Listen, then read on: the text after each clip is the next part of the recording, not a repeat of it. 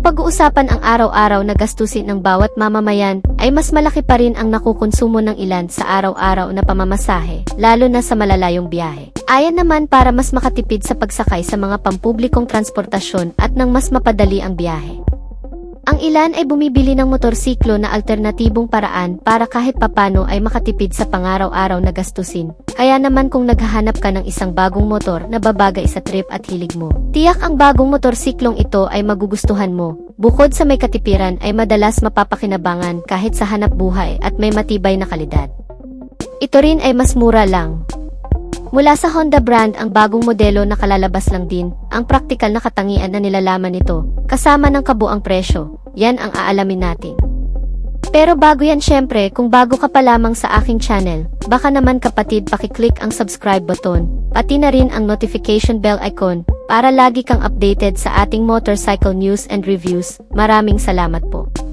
Kung ang Yamaha motorcycle brand ay naglabas ng pinakabagong NMAX 155 Turbo 2024 model, ang Honda ay naglabas din ng pinakamagandang commuter na sobrang tipid sa gasolina.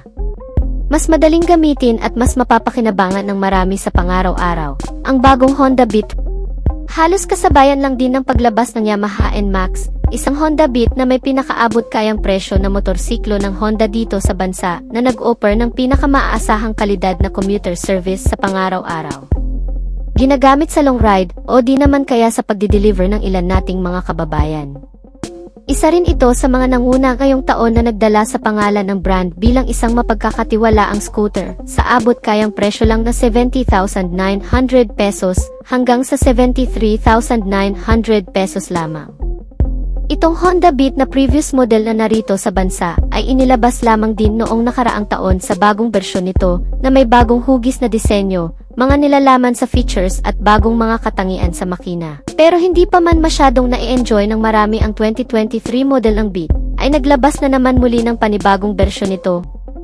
Ang Honda Beat Street Naked Handlebar na pang dual sports na ang datingan at alam na siguro ng karamihan ang magiging katapat ng motorsiklong ito once na dumating na ito dito sa Pilipinas. Walang iba kundi ang kaparehong Japanese motorcycle brand na Suzuki SkyDrive Crossover.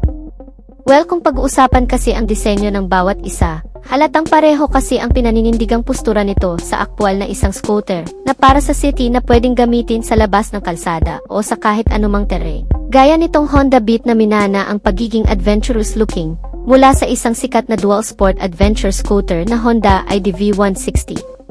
Ang katangian nito na agaw pansin, katulad ng pagkakaroon ng naked handlebar, malalapad na sukat ng mga gulong at parang mas flexible sa bagong estilo nito ngayon mula sa previous model na narito na sa bansa ay mas lumapad daw itong bagong modelo sa dimension. Medyo naiba rin ng kaunti ang lighting system nito sa headlamp at daytime running light, kasama ang mga sporty graphics na nakadikit sa bawat pairings at side-to-side profile nito. Magmula sa makina, itong bagong Honda Beat na naked handlebar ay pinapagana ng isang 109 cubic centimeter displacement capacity, naka 4-stroke, single cylinder, with 2 valves at naka-air-cooled pa ang cooling system. Naka-single overhead camshaft na rin ito na may Euro 3 compliance ang emisyon. Meron itong boring stroke size na 47 by 63.1 mm, habang ang compression ratio nito ay 10.0:1. Habang ang old model nito ay nagkaroon naman ng pagkakaibang engine capability, gaya ng pagkakaroon nito ng 109 cubic centimeter displacement capacity rin na naka 4-stroke, single cylinder, 2 valves, air-cooled type, at single overhead camshaft. May bore and stroke size ito na 50 by 55.1 mm, mas mababa kumpara sa bagong modelo, at ang compression ratio nito ay 10.0:1. Well, malamang ang engine performance ng bagong modelo ay nabago rin ng kaunti kung sa top speed ang pagbabasihan. Pagdating naman sa transmission type, ang parehong modelo ng Honda Beat New Generation at ng previous model ay nakakuha ng CVT type na klase ng transmission na may variable gear shifting. Ngunit pagdating sa performance output ay mas nakalamang na raw ang bagong modelo ngayon na gumagawa ng pinakamalakas na maximum output na 8.89 horsepower sa kada 7,500 revolution per minute. Habang ang maximum torque nito ay nasa 9.2 Nm sa kada 6,000 revolution per minute.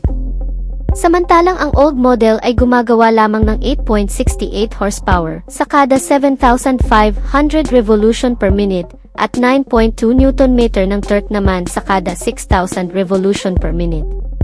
Ang parehong Honda ay nakakuha rin ng Enhanced Smart Power Plus engine technology sa makina, habang programmable fuel-injected naman sa fuel supply system of program fuel-injected type na nagpapanatili dito ng katipiran sa konsumo ng gasolina. Pero pagdating sa emission ay nakalalamang na itong new generation ng Honda Beat mga kapatid. Ayon sa naka Euro 3 compliance ay mas eco-friendly na ito. Ang fuel consumption ng bawat isa, ang old version pa lamang ng Honda Beat mga kapatid ang may record sa kanila na may 60.3 km per liter na fuel consumption. Habang itong bago ay sinusuri pa lamang kung papantay ba sa fuel consumption nitong previous model na Honda Beat o mas lalamang pa. Pagdating naman sa kabuang sukat ng wheel and tires, itong new generation na Honda Beat 2024 model ay may kabuang sukat sa front tire na 110 by 90 R12.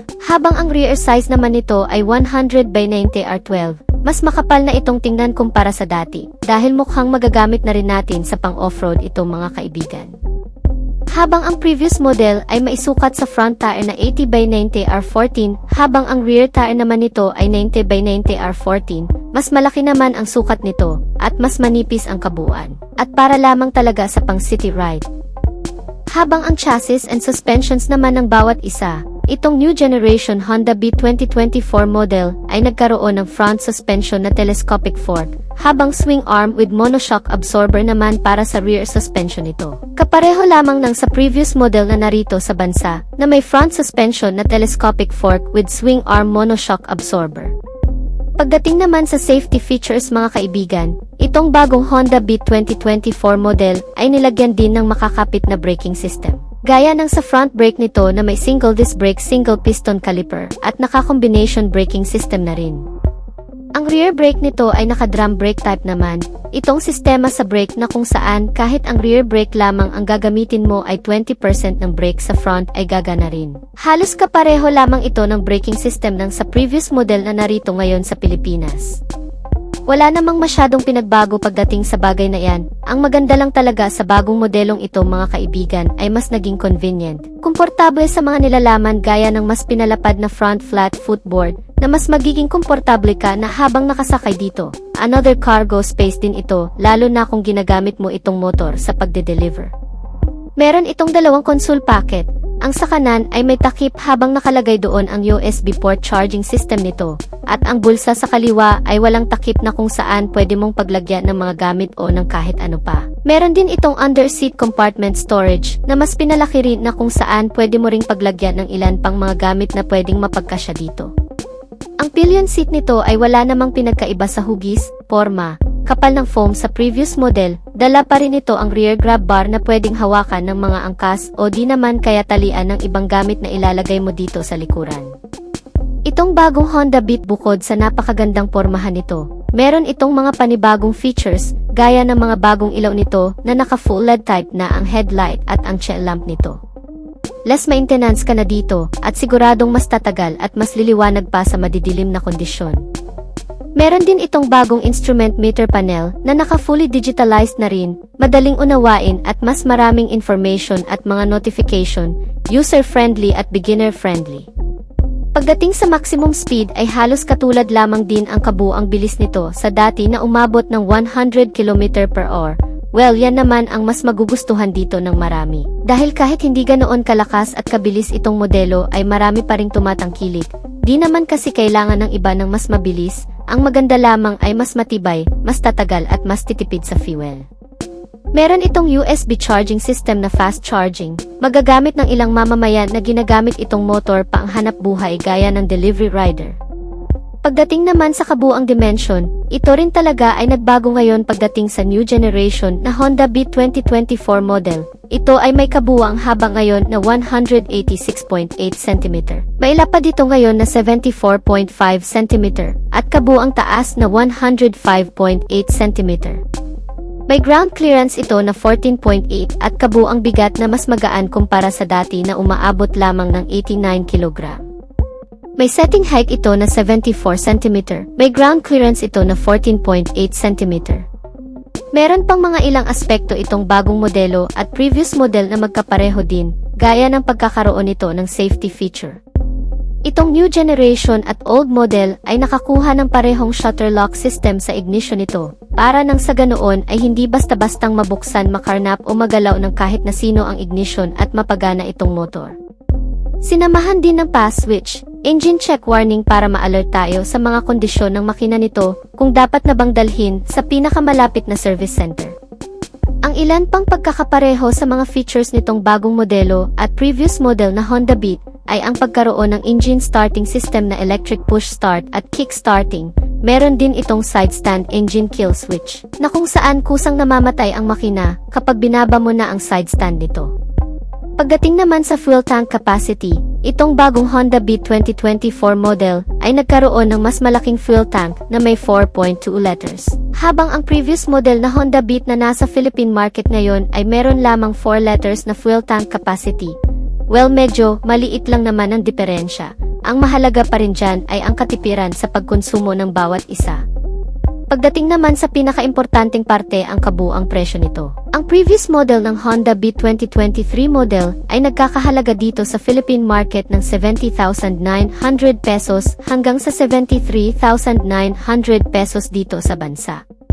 Habang ang kalalabas lang na Honda Beat 2024 model ngayong buwan ay nagkakahalaga naman ng 62,900 hanggang sa 65,000 pesos sa estimated price nito na inilabas lamang sa ibang bansa pa. Ang presyong ito ay hindi pa sigurado, pero kung ito na ang magiging opisyal na presyo nito, mukhang lalangawin ang previous model Honda Beat na narito ngayon sa Pilipinas sa pagdating nitong bagong modelong Honda Beat model. So hanggang dito na lang muna tayo mga kamoto. Sana ay nagustuhan nyo ang topic natin ngayon at kung nagustuhan nyo, baka naman kapatid kung pwede makahingi ng likes, pakipindot na rin ang subscribe at notification bell icon. Para lagi kang updated sa ating motorcycle news and reviews. Maraming salamat sa panonood.